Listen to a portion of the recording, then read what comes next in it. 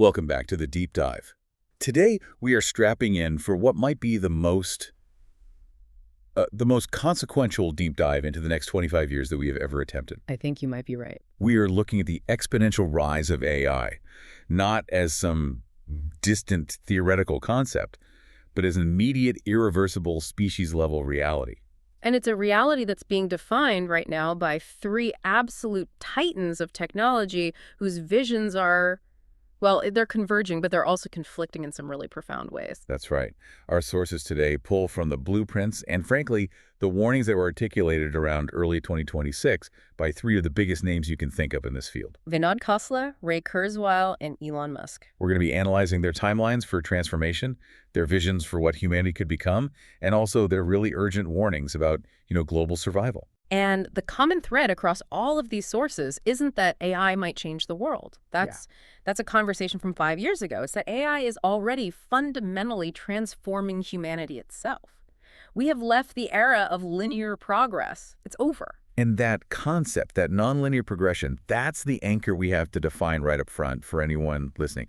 When we talk about exponential progress, what we mean is that the rate of change itself is accelerating. It's not just moving fast. It's compounding on itself, yeah. Exactly. This is rooted in what Ray Kurzweil famously calls the law of accelerating returns.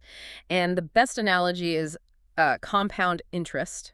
But the interest isn't money, it's intelligence. I like that. So every time we improve an AI system, that system can then be used to design the next better AI system. And that just accelerates the rate of discovery in this massive positive feedback loop. So progress that took, say, decades in the 20th century. Now it takes months, or in some cases days in the 2020s. And that just dramatically shortens the runway humanity has to adapt. So the debate for these futurists is absolutely not if AI will transform the world. But how? And maybe more importantly, what speed can we handle? Which leads us directly into the mission for this deep dive. We are unpacking three distinct and I think simultaneous philosophical blueprints for the next couple of decades. Okay, so first up we have abundance. That's Vinod Khosla's vision of reimagining our physical and our institutional systems to basically solve scarcity for good. Right. Then second, there's transcendence. This is Ray Kurzweil's idea of reimagining the self through, well, radical evolution, a total merging of human consciousness with machine intelligence. And third, the one that keeps you up at night, survival. This is Elon Musk's visceral, urgent warning about risk containment in a high-stakes geopolitical race against a very, very fast clock. And you can think of these three visions as like three lanes on the same highway, and the tension between them, that's what's going to define where civilization ends up. So, do we focus on building a sustainable post-scarcity world? Is that the priority? Or do we focus on upgrading ourselves, on upgrading humanity to manage all this new complexity? Or, and this is the Musk perspective, do we just focus solely on avoiding the catastrophic failure mode? Just don't die. And the sources suggest that we have to address all three. We have to. But the priorities, and especially the timelines, are just radically different for each of these thinkers. Okay, let's dive right in then. Let's start with the foundation, which is Khosla's vision. Because, if we can solve material needs, maybe the other problems become a little more manageable. We're starting with part one, Vinod Khosla's 2050, a blueprint for abundance. Right. So Vinod Khosla, he's a legendary venture capitalist, founder of Khosla Ventures. People often call him an optimist, but I think his optimism is uniquely grounded. Oh, so? He calls his worldview grounded possibilism. It's not naive futurism. It's a belief that exponential technologies, when you scale them aggressively, have an inevitable historical bias towards reducing scarcity. So he's not interested in cool prototypes in a lab. He's focused on systemic deployment. That's it, exactly. And his presentation from early 2026, it outlined 14 specific technology-driven visions for the year 2050, and he frames them as the world we can create, provided we choose to build boldly. And he starts by attacking two of the most deeply entrenched costs in modern society, expertise and labor. The two pillars. And if they collapse in cost, the current social hierarchy is just fundamentally destabilized. So let's take the first one. Absolutely. The first pillar is maybe the most profound equalizer imaginable. Expertise nearly free. Okay, what does that look like? Khosla envisions having 247 near-free AI doctors for every single person on Earth. and hyper-personalized AI tutors for every child. We're not talking about slightly better chatbots here, are we? No, no, not at all. We are talking about diagnostic and educational guidance that is on par with the world's absolute best specialists. I mean, that's a staggering proposition for global equity.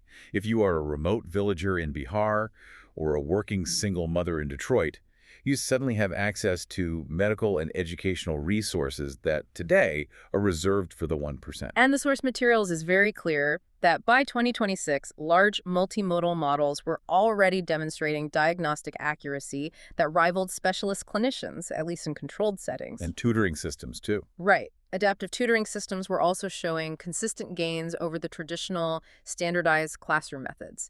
So the key insight here is that the intelligence itself is no longer the scarce resource. So if that intelligence barrier is broken, what's stopping this vision from being realized, tomorrow? What's the friction?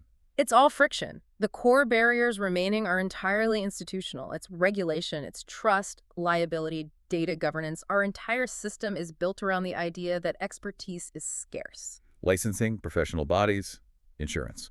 All of it. It's all designed to protect a finite resource. And if that resource suddenly becomes infinite, those structures, well, they resist collapse fiercely. And this is where his famous metaphor comes in, which I think captures the shift so beautifully. Yeah.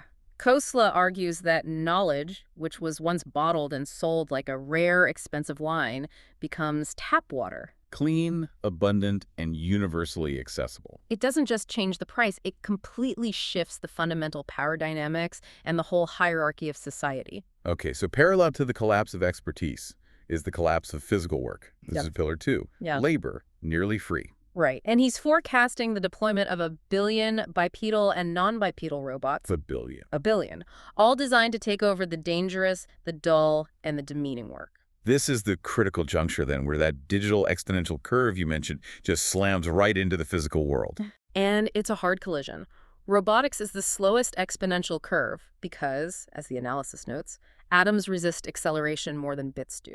You can't just instantly double the performance of a motor or a battery the way you can instantly update a software model. So what needs to happen for this robotic vision to hit that critical tipping point? What's the hurdle? The true economic hurdle is cost and maintenance.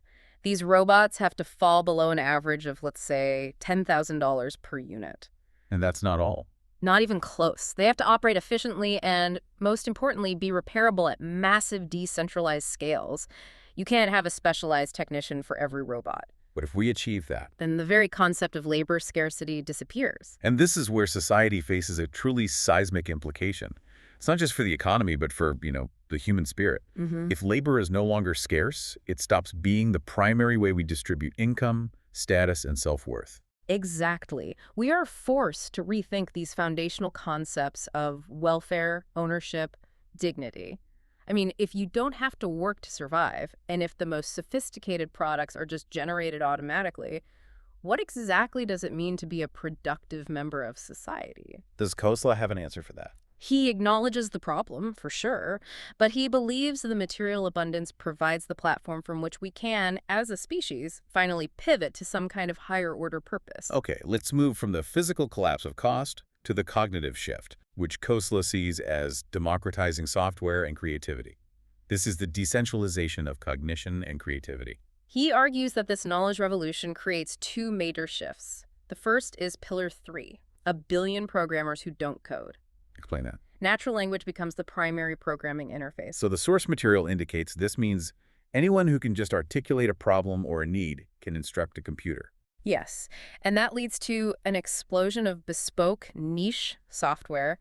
You don't need to hire a developer for that highly specific inventory system your small flower shop needs. You just describe it and the AI builds it for you. That is a massive philosophical shift. Instead of humans learning the rigid syntax of machines. The machines learn to understand the fluid, messy context of human intent. Software moves from being this specialized, protected priesthood to an accessible commons. The barrier to building tools is effectively gone. Which leads to mass personalization of our entire digital world. And that mass personalization extends to art and entertainment in Pillar 4, AI as muse. So creativity diversifies. It moves beyond the bottlenecks of capital or the traditional gatekeepers like Hollywood studios. We're talking about music, films, games, dynamic art, all generated on the fly based on your mood, your context, your personal taste, maybe even changing in real time as you consume it. So if everyone can generate high-quality art, what happens to the role of the creator, the celebrity? Khosla suggests that role shifts entirely. Celebrities or famous artists stop being the singular sources of content. Instead, they become curators of taste and anchors of identity in a sea of personalized content. So you follow an artist not because they create everything you see, But because you trust their filter, their judgment, their chosen aesthetic. but the risk here, which Kosla's analysis definitely notes, is significant. It's cultural fragmentation. A big one. If everyone lives in their own perfectly curated, personalized content bubble, what common stories, what myths, what cultural anchors hold a society together? That's the critical tension, isn't it? It's a choice between a renaissance of hyper-personalized expression and the potential for billions of isolated private realities. And the question is whether shared values can even survive the complete personalization of culture. Let's pivot now to Kosla's vision for accelerating human knowledge, looking at accelerated science and personalized health. This is where AI moves beyond just efficiency and into actual discovery. Pillar 5. Scientists on steroids. So AI multiplies the number of researchers. It enables 10x to 100x more hypotheses, more simulations, more validated discoveries than is possible today. We've already seen AI systems generating novel protein structures, predicting material properties, solving complex mathematical conjectures. It's science accelerating science in a recursive loop. Exactly. The scientific method, which has always been slow and manual, becomes partially automated.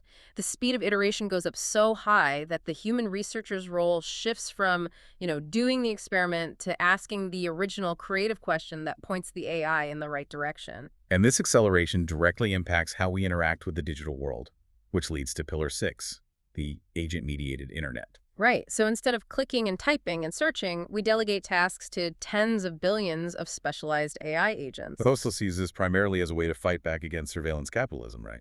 Yes. These agents will book your travel, negotiate prices, filter your spam, and, critically, block manipulative advertising that currently exploits human psychology. It's about restoring user agency. But the challenge you noted earlier comes right back here. If I delegate my life decisions to an agent, I still have to trust its alignment. How do I know it's working for me? That's the new invisible risk. Agent manipulation, alignment failures. If your agent is constantly optimizing your life, choosing the fastest route, the cheapest product, the most efficient service, but the rules governing that agent are opaque or biased by its creator, you've just swapped one master for another. And the power asymmetry between those who control the agent architectures and those who just use them becomes the new fault line. Precisely. Okay, now to the most personal prediction. Pillar 7, precision medicine as the default. This moves us from population averages to truly individualized care. This is the combination of decades of research, all powered by this AI speed-up. We're talking about integrated data streams, looking not just at your DNA or genomics, but also how your body's proteins, proteomics, and your metabolic chemicals, metabolomics, are reacting in real time. So treatment becomes predictive. It's continuous optimization rather than reactive episodic repair. Yes. Instead of waiting for a health crisis, your body is undergoing continuous maintenance. Which fundamentally transforms healthcare from a crisis management system To a continuous engineering and optimization system. And Khosla sees this driving massive longevity improvements through a multitude of highly personalized, small interventions that correct biological drift before it ever becomes a disease. It's easy to focus on the digital, but Khosla is a builder. He's grounded in the physical. And he proves this by showing how AI remakes the most physical and intractable problems, starting with resource constraints and reinventing the physical world. He tackles food first. Pillar 8, reinventing food and fertilizer. He predicts alternative proteins will surpass animal products in both taste and cost, while next-generation green fertilizers slash agricultural emissions and improve yields at the same time. That's a huge claim because it's a two-for-one solution. You're dramatically reducing one of humanity's largest climate and ethical burdens, industrial agriculture, without asking people to compromise on the material quality of their lives. And this feeds directly into Pillar 9, intelligent manufacturing. The idea of text to product becomes a reality. It's a blend of traditional factories with sophisticated biomanufacturing and local microfabs. So if I can describe what I want, a machine can fabricate it. That means customization just explodes, supply chains shorten, and manufacturing decentralizes dramatically. The line between designer and consumer effectively dissolves. You become a co-creator, and the old industrial models based on mass production and long supply chains just become economically irrelevant in huge sectors of the economy. And that decentralization extends to urban mobility. Pillar 10, the end of the urban car. Right. Private urban cars are replaced by on-demand autonomous personal transit. The benefits are pretty undeniable. Mobility becomes cheaper, way safer, and much more efficient. And critically, city streets reclaim vast amounts of space that are currently just wasted on parking and congestion. We see this technology today, but the analysis points out that the resistance is highly political and cultural. Cars are deeply intertwined with identity, with industry, with ideas of individual freedom in so many societies. So it requires a massive policy shift as much as it does a technology push. Okay, let's shift now to the really big scale stuff. Solving scale. Transport, energy, and climate. Khosla remains relentlessly ambitious here. To say the least. Pillar 11. Faster than sound responsibly.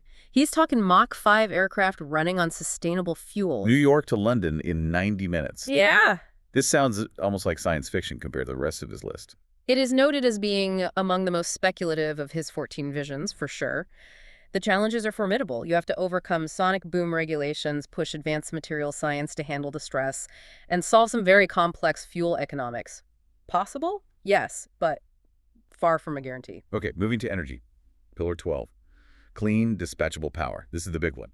Fusion boilers, retrofitting existing coal and gas plants, and super hot geothermal power providing reliable baseload power. Fusion has notoriously missed deadlines for decades, but recent private sector investment and some key ignition milestones suggest the needle is finally moving. But the sources make a crucial point about geothermal, right? They do. Geothermal, while it's less glamorous than fusion, is potentially closer to mass deployment, and it might matter more in the near term for providing that reliable, non-intermittent power we need to stabilize our modern grids. And then his ultimate rejection of scarcity. Pillar 13. The myth of resource scarcity. Khosla vehemently rejects Malthusian pessimism. His argument is that human ingenuity powered by these exponential tools consistently outpaces resource depletion. We do it by discovering new deposits, implementing better recycling, and just straight-up material substitution. So the resource we are truly abundant in is knowledge. That's his core belief. But even if the resources are theoretically available, access can be restricted. And that's the necessary caveat. It is. His optimism has to be tempered by geopolitics. You have mining conflicts, critical mineral supply chain choke points, nationalization risks. These can all easily destabilize global access, regardless of theoretical abundance. Finally, Pillar 14. Carbon. Solved if we scale in time. The tools exist: low-carbon cement, steel, direct air capture, regenerative agriculture. The key phrase there is if we scale in time. For direct air capture, for example, the cost has to drop drastically below, say, $50 per ton to be truly transformative at a global scale. So technology is the necessary condition. But policy, markets, and urgent global coordination are the decisive factors in whether Khosla's world of abundance actually materializes. So summing up Vinod Khosla's deeper implication, he is giving us a materially abundant world, but he leaves us with a critical tension, which is that abundance does not guarantee equity. It's a profound challenge. Free expertise and near-free labor could eradicate absolute poverty, yes, but they could also concentrate power in the hands of those who own the underlying data infrastructure, the compute, and the most effective agent architectures. So Khosla's vision is a profound provocation. It's a challenge to build boldly and reject scarcity thinking. But the future, even one of abundance, must still be chosen and guided ethically. That's a powerful blueprint for systems. But if Khosla gives us the materially perfect world, what happens to the people living in it? And that's the question that forces the transition to Kurzweil. We move past systems and right into the hardware, humanity itself. Here's where it gets really interesting. Yes. We shift now to part 2, Ray Kurzweil's long bet, humanity on an exponential curve. Kurzweil takes that exponential progression and applies it not just to computational power, but directly to biological evolution. So his core idea, the law of accelerating returns, dictates that once life can be reprogrammed through genomics, nanomedicine, brain-computer interfaces, human limitations become not destiny, but editable code. And the result is a fundamental redefinition of what it means to be human. Kurzweil has been tracking these progressions since the 1990s and claims an 86% accuracy rate for his predictions. From computers beating chess champions. To the mass digitization of media. And he frames aging not as a sacred part of life, but as an engineering failure, a bug that can be patched. And he puts specific, verifiable dates on these existential transformations, starting with intelligence itself. The first date is very close. By 2029, artificial general intelligence, AGI.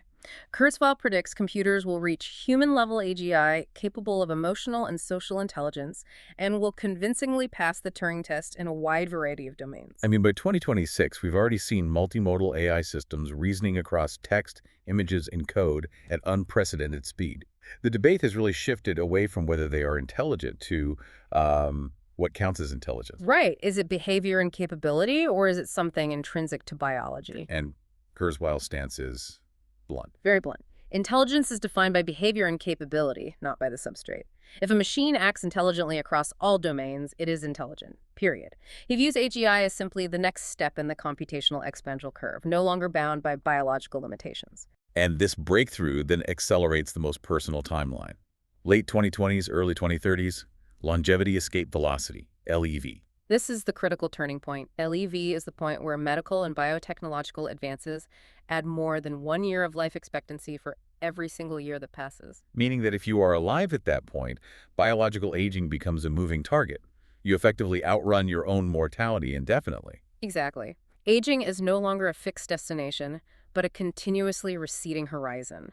And this is driven by that AI speed-up in drug discovery, advanced gene editing tools like CRISPR that can correct cellular errors, and, Khosla's precision medicine vision scaled up to an extreme. But Kurzweil's most controversial and frankly visionary step is the next one, the 2030s, brain-cloud integration. Yeah. He predicts molecule-sized nanobots, biological-scale machines, non-invasively entering the brain through the capillaries. And their job, to connect our neocortex directly to the cloud. The implications of that connection are just staggering. Instant knowledge access, vastly expanded memory, virtual reality experiences that are indistinguishable from reality itself. Technology stops being a tool we hold in our hand. And becomes a layer of thought itself. It's the ultimate intimacy of technology. Our current cognitive limitations, forgetting facts, slow learning, they're just erased because vast computational resources and memory are instantly accessible via the cloud. But hold on. If we're talking about molecule-sized nanobots navigating the human brain, surely the sources address the massive safety, ethical, and regulatory hurdles. Is Kurzweil just hand-waving away the friction that stopped Khosla's simpler visions? That's a crucial question, and Kurzweil's counterargument relies completely on the power of the exponential curve. He argues that the same force that shrunk computers from room-sized mainframes to the smartphone in your pocket will shrink the complexities of neural interfaces from lab-scale devices to capillary-size nanobots. He sees the regulatory friction and the ethical hurdles as temporary political issues that will just be overwhelmed by the undeniable utility and demand for extended life and cognitive enhancement.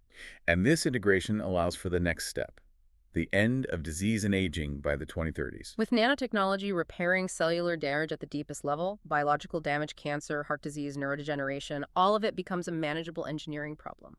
The human body is viewed as a highly complex system that just requires continuous proactive maintenance, which the AI can now perform. This leads to the human-machine merger in the 2030s, 2040s, where the distinction between biological and non-biological intelligence just blurs, and non-biological components become increasingly dominant in our cognition. And Kurzweil is careful to frame this not as dehumanization, but as the natural continuation of human history. Right.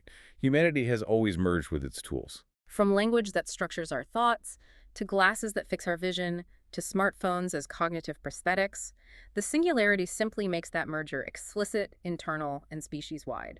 And then, the ultimate prediction, 2045. The singularity. AI intelligence surpasses the combined intellectual power of all humans, potentially by a factor of 1 million. And this is the point where technological change becomes utterly unpredictable. It opens the door to digital immortality, the possibility of uploading or emulating human minds, shifting identity and consciousness from fixed biological entities to fluid, adaptable information patterns. If that happens, humanity effectively becomes a global metaconsciousness. It's less a society and more a civilization-scale nervous system. But this transcendence comes with immense costs that the sources spend considerable time debating. The core critique is the underestimation of social friction, regulation, global ethics, and inequality. And the risk of uneven access is severe. If these enhancement technologies are expensive, you create a profound, almost literal split in humanity. We risk fragmenting into augmented and unaugmented classes, biological haves and have-nots.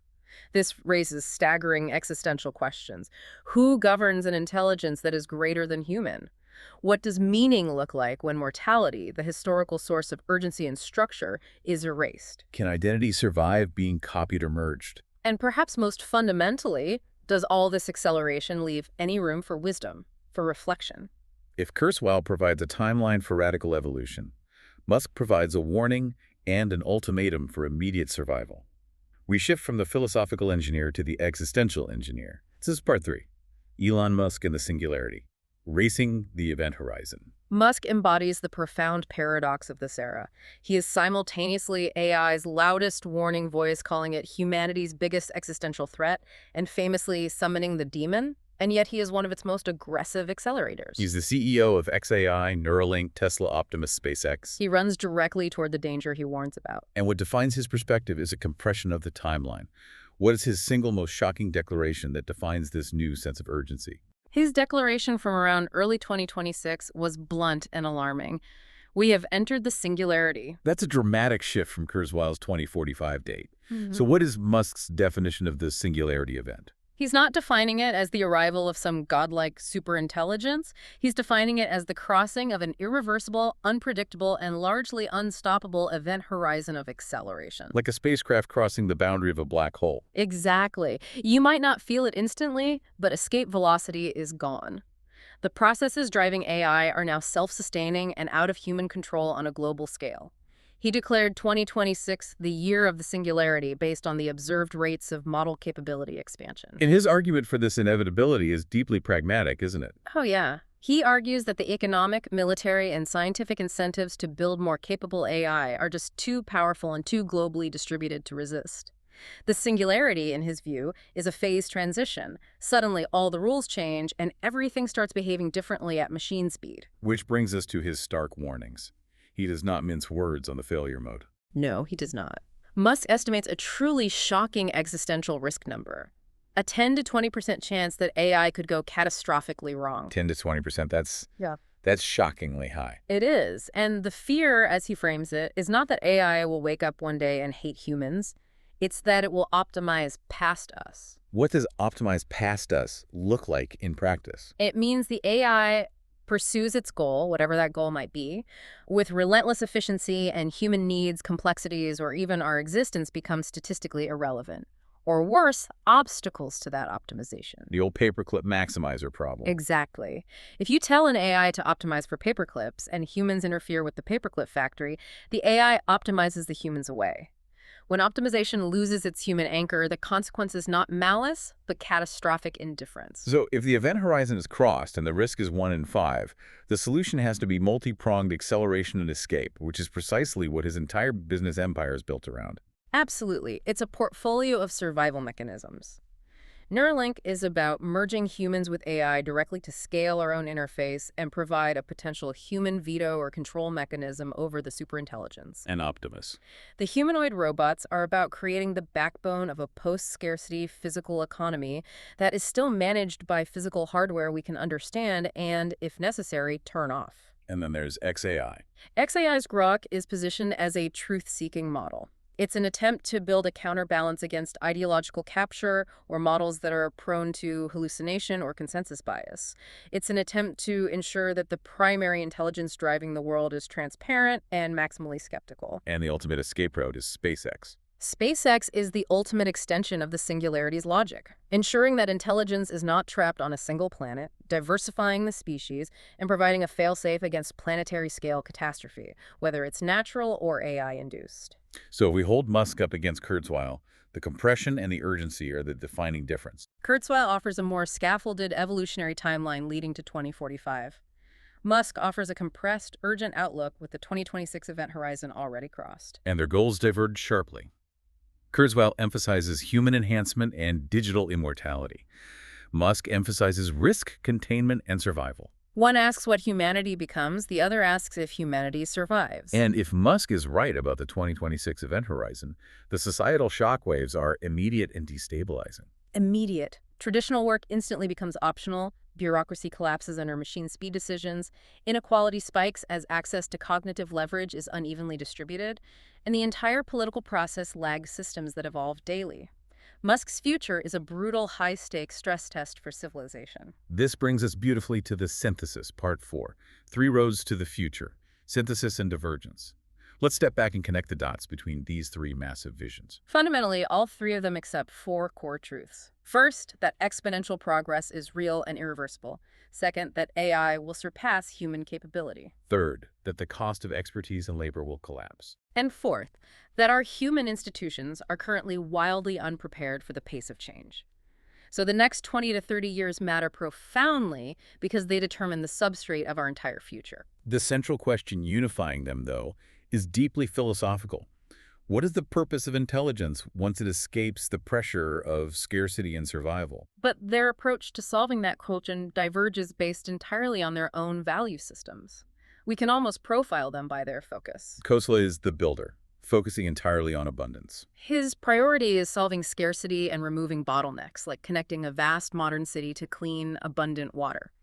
He assumes that once material pressure is gone, meaning and governance will just naturally reorganize. His blind spot is that he answers how we live, but often overlooks the existential why. Exactly. Then Kurzweil is the philosopher, focused on transcendence. His focus is on extending consciousness and evolution.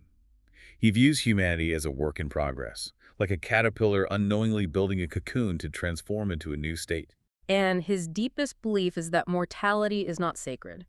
His risk lies in inequality and governance fracturing under the massive existential strain of rapid, unequal evolution.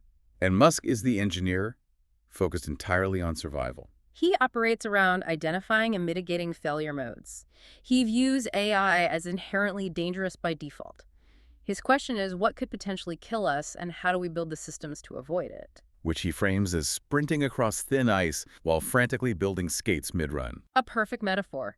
His risk is outrunning reflection, ethical consent, and political legitimacy in that frantic race to survive. The most important insight the sources offer, though, is that these futures may not be competing alternatives. They may be sequential layers of the same massive transformation. That's the elegant, frightening realization. Abundance Khosla's vision stabilizes civilization by collapsing material poverty. Then Transcendence Kurzweil's vision redefines humanity by making biology optional. And Survival Musk's focus ensures that the first 2 layers don't result in self-extinction. So the danger lies in choosing only one path. If we only pursue Khosla's abundance without addressing the loss of meaning, we risk nihilism. If we only pursue Kurzweil's transcendence without equity, we risk a planetary-scale caste system of augmented and unaugmented humans. And if we only pursue Musk's survival without human values, we risk authoritarian acceleration into some unknown future. The singularity demands preparation for all 3 possibilities simultaneously. And that preparation requires entirely redefining the human ecosystem. Which brings us to part 5, the new social contract after the singularity. For millennia, society rested on a pretty straightforward bargain. Labor contributes, and status, identity, and survival are earned through that contribution. AI tears up this contract. It completely shreds it by replacing cognition and creativity, the last bastion of human economic value. When machines can learn any task, improve themselves recursively, and operate continuously, the societal structure based on employment begins to dissolve. This creates profound psychological dislocation. Work has provided income, status, daily structure, and self-worth. If the machine replaces that, people are left not merely unemployed, but what the sources call unnarrated. Unnarrated. I like that term. Alive, materially comfortable perhaps, but deeply unsure why they matter or what their purpose is. The crisis becomes a fundamental crisis of meaninglessness. Which is why the solution goes far beyond economics. Universal basic income, UBI, is universally agreed upon as necessary.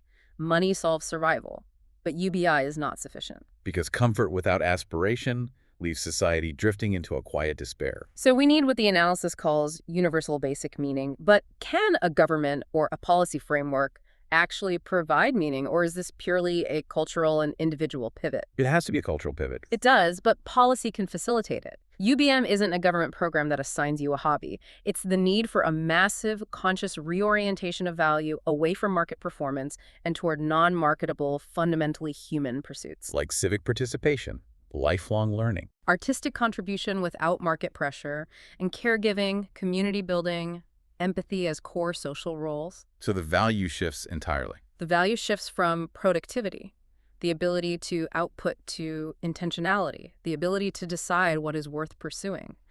Humans become the curators of goals in a world where the machine can achieve any goal efficiently. The dignity of work is replaced by the dignity of choice.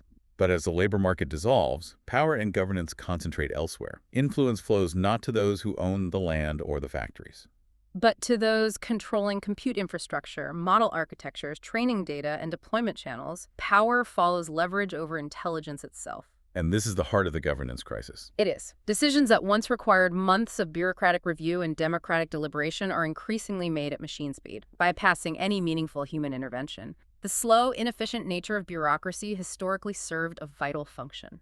It acted as a brake, allowing time for reflection, consent, and correction. That break is removed in the age of milliseconds. Precisely. The urgent question is, how do you govern a society that moves faster than consent?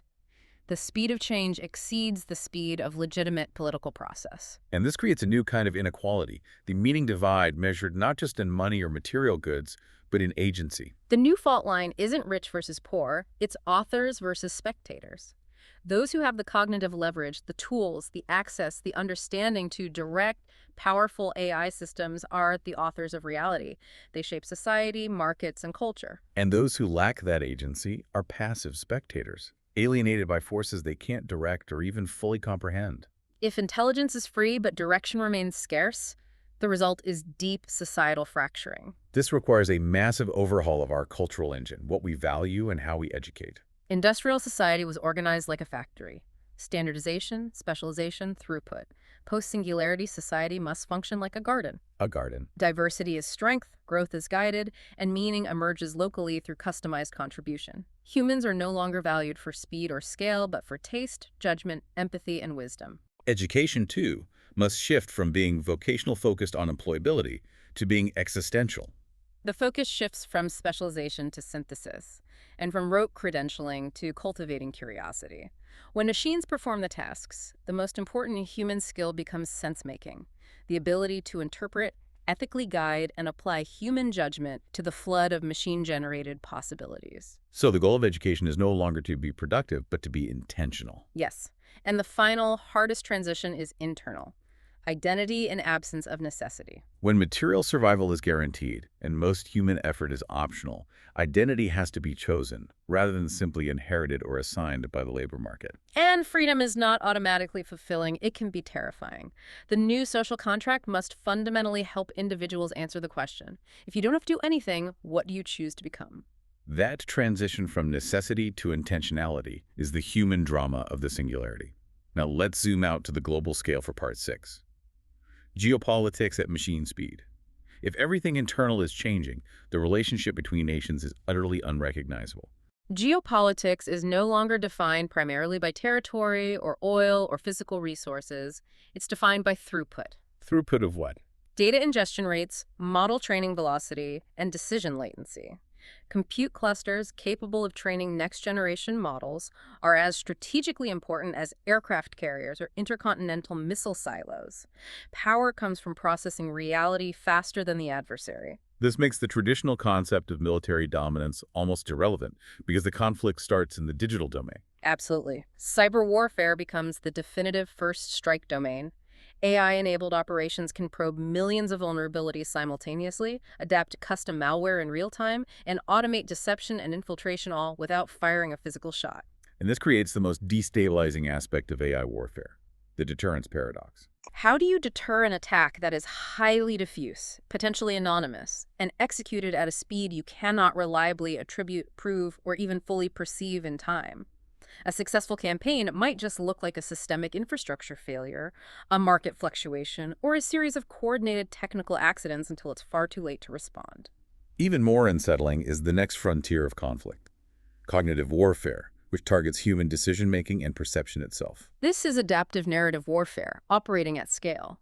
AI systems generate tailored propaganda, they simulate grassroots political movements, and they micro-target emotional triggers in millions of individuals simultaneously, And the messages evolve based on audience reaction and cultural fault lines. creating personalized realities designed to destabilize the adversary from within.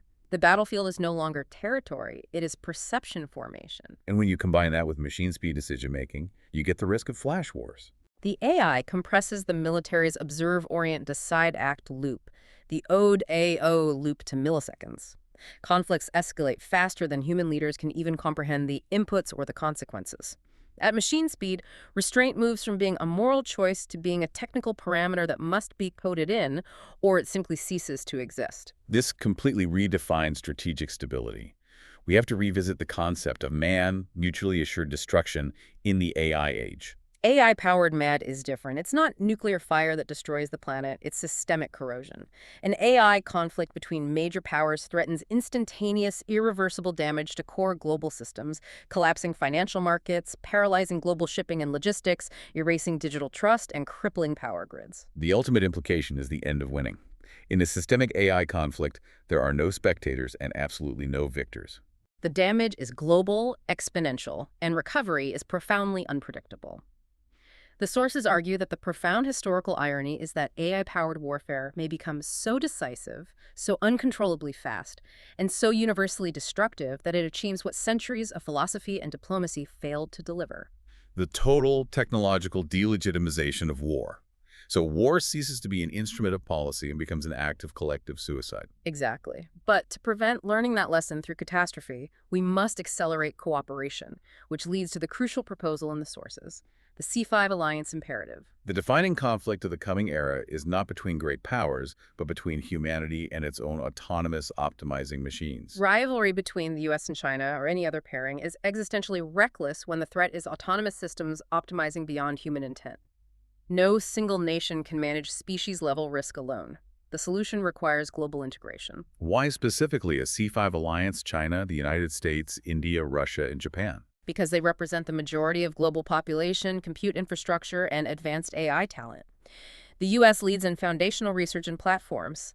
China leads in civilizational scale deployment and data utilization. India brings demographic scale and software depth. Russia offers expertise in strategic stability doctrine and cyber capabilities. And Japan contributes world leadership in advanced robotics and human-centered technology philosophy. So this is an alliance for humanity's safety. That's the idea, and this cooperation isn't about sharing the intelligence, it's about establishing guardrails based on mutual vulnerability. Concrete steps would be Joint AI safety labs focused on alignment research, shared red lines on autonomous escalation, crisis hotlines for AI-induced incidents, and mandatory human-in-the-loop constraints for critical infrastructure. It is, in effect, an AI Geneva Convention, backed by the only actors powerful enough to enforce mutual constraint. the real arms race, then, is not against each other, but against time moving faster than wisdom. The future belongs not to the fastest alone, but to those who know when not to accelerate. In a world optimized for speed, wisdom may be the only true scarcity left, and the greatest power will be the ability to govern that speed. Wow. We have covered a world of near-free expertise and labor, the blueprint for material abundance proposed by Vinod Khosla. The potential to merge with superintelligence and defeat aging, laid out by Ray Kurzweil. And the urgent race to avoid self-extinction, declared by Elon Musk as we cross the event horizon. The singularity demands profound preparation and simultaneous action across systems, biology, and geopolitics. It demands ethical governance, unprecedented global collaboration, and courage in the face of psychological dislocation. The danger lies in focusing entirely on material fixes, like Khosla's abundance, while identity, agency, and species survival fracture under the stress of Kurzweil's evolution and Musk's immediate acceleration. It absolutely is. The greatest, most enduring challenge is managing the human element, our meaning, our identity, and our institutions in a machine-speed future. Which brings us to a final provocative thought for you to carry forward. The most profound irony of the AI age is that it may achieve total global peace, not through moral enlightenment or diplomatic breakthroughs, but through undeniable technological futility. If war ceases to be a viable instrument of policy because any major conflict guarantees systemic, global, and instant collective suicide, will peace, at last, be the only rational choice left on the board? If the machine makes conflict illogical, what new purpose will humanity find for its competitive spirit?